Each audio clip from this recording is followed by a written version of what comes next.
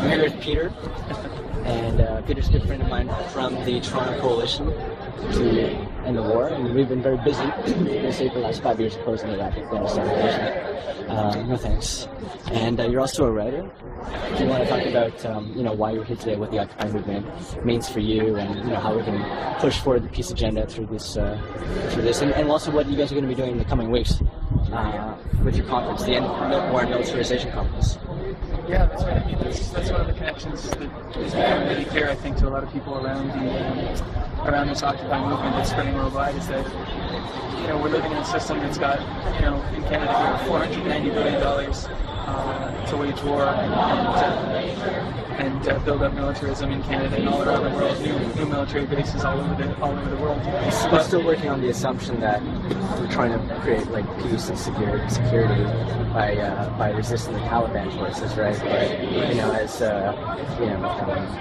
anti-war authors, scholars like Mulad Joya and Noam Chomsky have commented that it is through the occupation that empowers resistant forces and creates just continued collaboration with Afghanistan.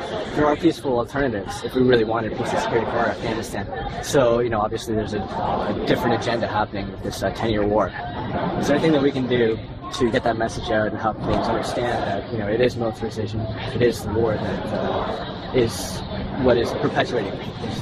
Yeah, well, I think it's a really important campaign that's being started by the Canadian Peace Alliance right now. Yeah. And it's peace and prosperity, not war and austerity. And I think it really speaks to some of the things that we're seeing around this Occupy movement. People want good jobs, they want good services, they want taken care of when they're old, they want their children cared for properly, they want all that stuff.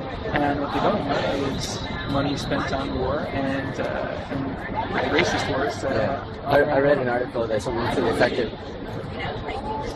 $14 to $20 trillion spent the last 10 years in the Afghanistan and Iraq wars, and now the raising of the debt ceiling and the trillions of dollars in bailouts. Where's that money actually going? It's certainly not going towards infrastructure, education, and what has resulted in this occupation. It's a global war agenda.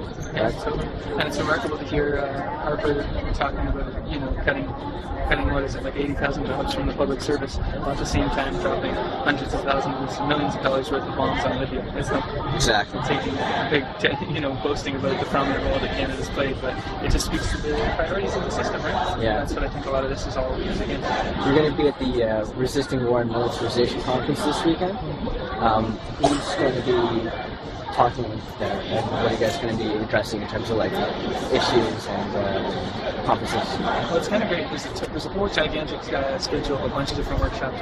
I mean, primarily on the agenda is going to be the war in Afghanistan, because that's still Canada's primary military role. But there's also going to be workshops on the Tamil struggle, on what's going on in Kashmir, Somali solidarity, all this type of stuff. So all these bases of militarism that are opening up for Canada and our efforts to increase militarism are opening up. There's going to be all kinds of that type of stuff. So.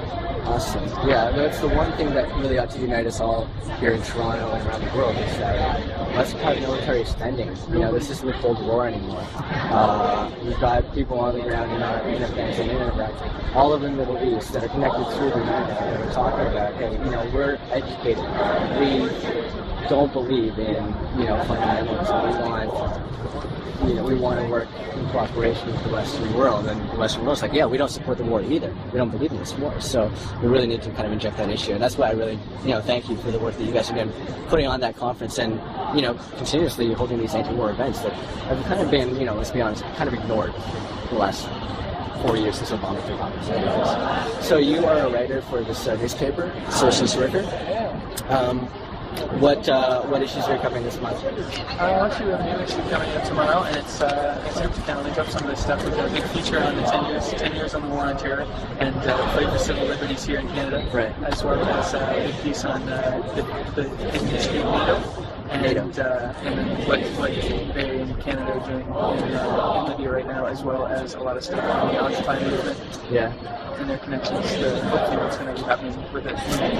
Yeah, we're going to be covering as many of the anti-war rallies happening this week, and there's going to be conferences happening the week after. So the month of October, all the way up to November, is going to be this, this renaissance of anti-war activity and ideas. So it's a very exciting time. Thanks for your time, Peter. Hey, dude. Thanks so much, Phil. Do you have any specific demands for Occupy Toronto?